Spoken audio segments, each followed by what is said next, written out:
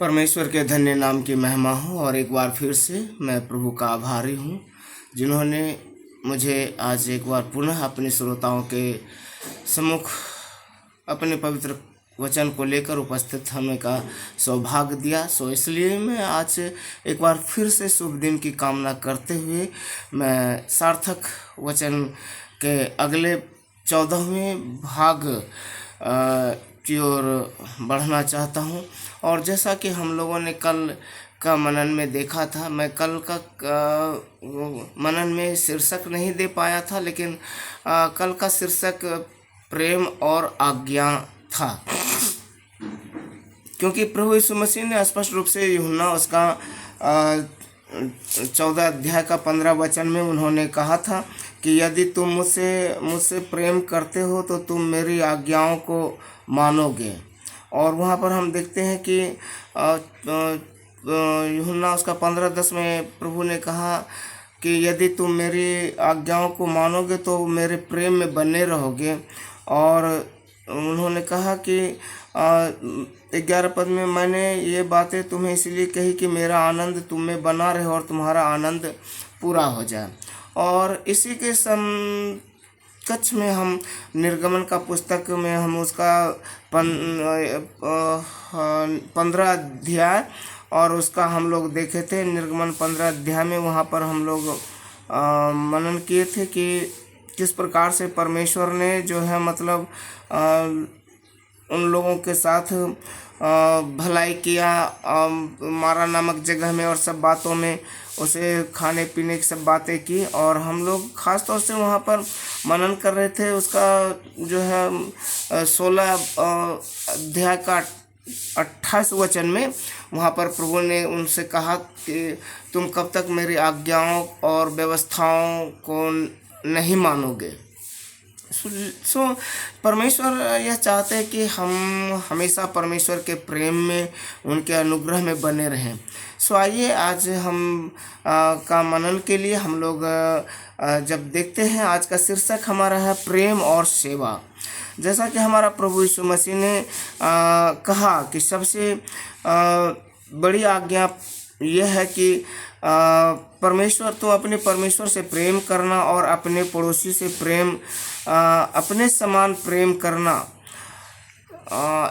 जब हम उसका मत्ती रचित सुसमाचार उसका 22 अध्याय और उसका 37 से 40 वचन तक में हम वहाँ पर देखते हैं तो यह संदेश को हम पाते हैं। और उन्होंने इस संदेश को देते हुए हमारे जीवन की सार्थकता, जो जीवन के दूसरों की सेवा करने, उनकी मदद करने और उनके साथ प्रेम से रहने में जो है पाई जाती है।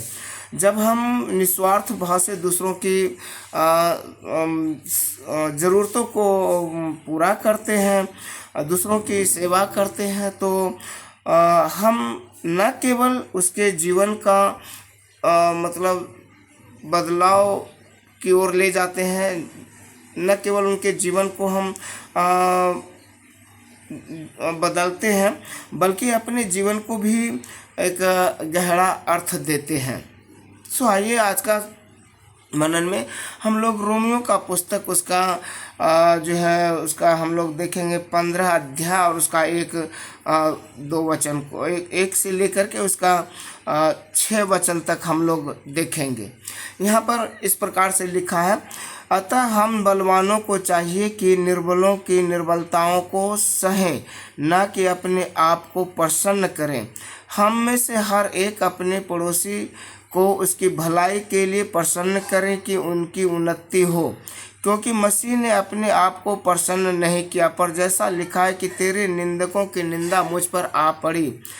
4 वचन में लिखा है, जितनी बातें पहले से लिखी गई वे हमारी शिक्षा के लिए लिखी गई है कि हम धीरज और पवित्र शास्त्र के प्रोत्साहन द्वारा आशा रखें।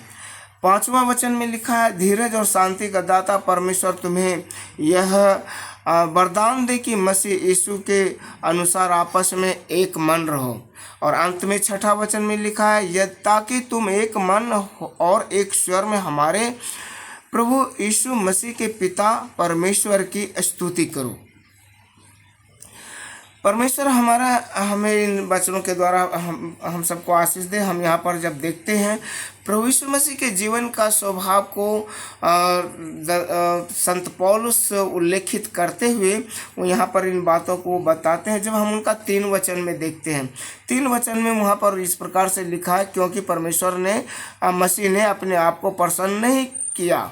हम यहाँ पर जब प्रभु यीशु मसीह के जीवन को देखते हैं, वे दूसरों के विश्वास को कोई जो है मतलब मूल्य न देना और केवल अपने आप को प्रसन्न करना परमेश्वर के कार्य को जो है वो नष्ट करता है। लेकिन प्रभु यीशु मसीह के हम जीवन में देखते हैं कि वो उसका 14 अध्याय और 15 और उसका 20 पद में जब हम पढ़ेंगे, 15 पद में इसका इस प्रकार से लिखा है, यदि तेरा भाई तेरे भोजन के कारण उदास होता है तो फिर तू प्रेम की रीति से नहीं चलता। उसके जिसके लिए मसीह मरा उसको तू अपने भोजन के द्वारा नष्ट न कर। और 20 पद में यहाँ पर इस प्रकार से लिखा है, भोजन के लिए परमेश्वर का काम न बिगाड़। सब कुछ शुद्ध तो है परंतु उस मनुष्य के लिए बुरा है जिसको उसके भोजन से ठोकर लगती है।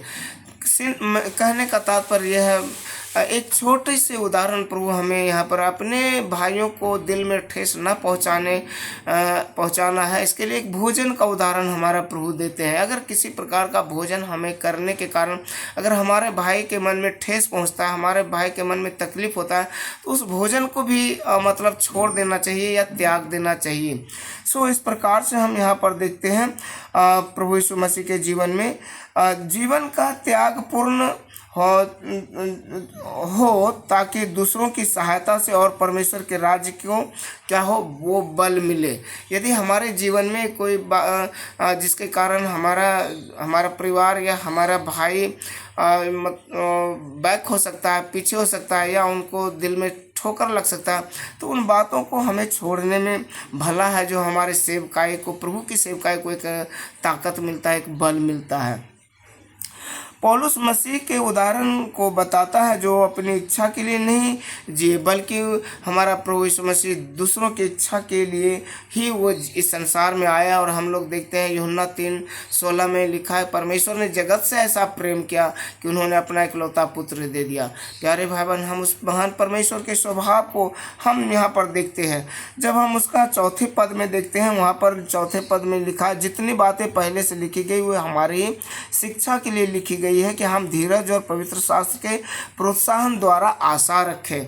सो यहाँ पर हम जब देखते हैं पुराने नियम के ग्रंथ में लिखा गया है, वह मसीह के आत्मिक जीवन के लिए बहुत ही महत्वपूर्ण है और इसलिए परमेश्वर के ज्ञान और नैतिक नियम प्रत्येक पक्ष के लिए महत्व रखता है। साथ ही वह अपने बारे में उद्धार और मसीह के आगमन को दर्शाता है। जब हम दूसरी तिमुथी उसका 3 अध्याय और उसका 16 वचन में देखते हैं और मत्ती रचित सुसमाचार उसका 5 अध्याय उसका 17 वचन में हम देखते हैं। इस प्रकार से हम जब देखते हैं उस महान परमेश्वर के जीवन के विषय में, किस प्रकार से उन्होंने हमारे लिए और आपके लिए इस संसार में आया और अपने जीवन को कलवरी क्रूस पर उन्होंने बलिदान कर दिया। सो यहाँ पर हम देखते हैं 5 पद में लिखा है कि धीरज और शांति का दाता तुम्हें यह वरदान दे कि मसीह यीशु के अनुसार आपस में एक मन रहो। प्यारे भाई बहन, ये भी वरदान जो ऊपर से आती है, ये भी वरदान हमारे जीवन में अगर नहीं है तो हम कितना कुछ करेंगे, वो हमारा मेल मिलाप के कारण हमें कारण नहीं बनेगा। सो ये मेल मिलाप का शांति का दाता ही हमें वह वरदान देता है कि हम आपस में एक मन रह सकते हैं। और इसलिए जब हम एक मन रहते हैं, एक मन होकर के सेवा करते हैं परमेश्वर के लिए, तो परमेश्वर भी हमें आशीष देते हैं। और यहाँ पर जब हम देखते हैं 6 पद में लिखा है, ताकि तुम एक मन और एक स्वर में हमारे प्रभु यीशु मसीह के पिता परमेश्वर की स्तुति करो। सो जब हम हमारा आराधनात्मक जो जीवन है, स्तुति और आराधना करने का जो परमेश्वर ने अवसर दिया है, इस अवसर में परमेश्वर यह चाहते हैं कि न केवल हम स्वयं को परमेश्वर के साथ बैठे, परंतु हम एक, जैसे यहोशू उसका 24 अध्याय में उन्होंने कहा कि परंतु मैं अपने घराने समेत यहोवा की सेवा करूंगा। सो परमेश्वर यह चाहता है न केवल हम व्यक्तिगत जीवन के द्वारा प्रभु की महिमा करें, परंतु हम परमेश्वर की महिमा और उनकी स्तुति बड़ाई प्रशंसा, मैं और मेरे साथ मेरा परिवार, मेरे परिवार के साथ हमारे पड़ोसी के साथ हमारे और भी रिश्तेदार वगैरह भी जो है वो उद्धार में आकर के परमेश्वर के प्रेम को चख सके और उनकी महिमा कर सके। सो इसलिए हम यहाँ पर देखते हैं, यहाँ पर जैसा 7 पद में लिखा है कि इसलिए जैसा मसीह ने परमेश्वर की महिमा के लिए तुम्हें ग्रहण किया, वैसे ही तुम भी एक दूसरे को ग्रहण करो। हम जानते हैं कि हम सब पाप की मजदूरी मृत्यु को पाने के काबिल थे। हम जानते हैं कि हमारे जीवन में जो वो मजदूरी थी वो असहनीय मजदूरी थी, लेकिन प्यारे भाई बहन, हमारा परमेश्वर ने हम सब के मजदूरी को उन्होंने अपने ऊपर ले लिया। रोमियो 3:23 में लिखा है कि सबने पाप किया और परमेश्वर की महिमा से दूर हो गया। हम सब परमेश्वर के महिमा से दूर थे। हम सब परमेश्वर के अनुग्रह और आनंद को पाने के काबिल नहीं थे।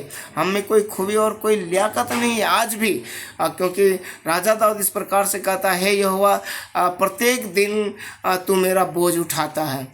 जब हम देखते हैं भजन कार उसका 23 पद में, वहाँ पर राजा दाऊद कहता है, यहोवा मेरा चरवाहा है और मुझे किसी बात की घटी नहीं होती। सो हम सच में प्यारे भाई बहन, हम अपने प्रभु यीशु मसीह को उनके जीवन में हम देखें किस प्रकार से उन्होंने अपने पिता के इच्छा को पूरा करने के लिए और हम से आपसे इस संसार से प्रेम करने के लिए उन्होंने स्वर्गीय सिंहासन के सारी महिमा को छोड़ करके इस संसार में आए और हम पापियों के लिए उन्होंने अपना जीवन कलवरी क्रूस पर त्याग दिया, और इसलिए कि हम जीवन पाए। उन्होंने कलवरी क्रूस पर जो ताड़ना सही, उन्होंने जो क्रूस पर दुख सहे, वह इसलिए कि हम अपने जीवन में आनंद और खुशी को पा करके हम उस महान प्रभु को धन्यवाद करें। सो सार्थक जीवन का तात्पर्य यह है कि हम न केवल व्यक्तिगत जीवन में, परंतु हम अपने पड़ोसियों के साथ मिल कर के, हम अपने परिवार के साथ मिल कर के, हम अपने रिश्तेदारों के साथ मिल कर के हम जैसा प्रभु चाहता है, प्रभु की इच्छा के अनुसार हम जीवन बिताएं, जीवन को सार्थक बनाएं, हर पल को खास बनाएं। क्योंकि जब हमारा जीवन का हर पल खास नहीं होता, आनंद से नहीं होता, तब जीने का भी कोई मतलब नहीं होता है। एक बार फिर से जीवन को अर्थ दें, सार्थक बने। धन्यवाद और जय मसीह कहते हैं। यदि यह संदेश आज आपको अच्छा लगा है तो यह संदेश और भी लोगों तक लाइक करें, शेयर करें, ताकि आगे भी लोग अपने जीवन को परमेश्वर की इच्छा के अनुसार बिता सके। धन्यवाद। जय मसीह।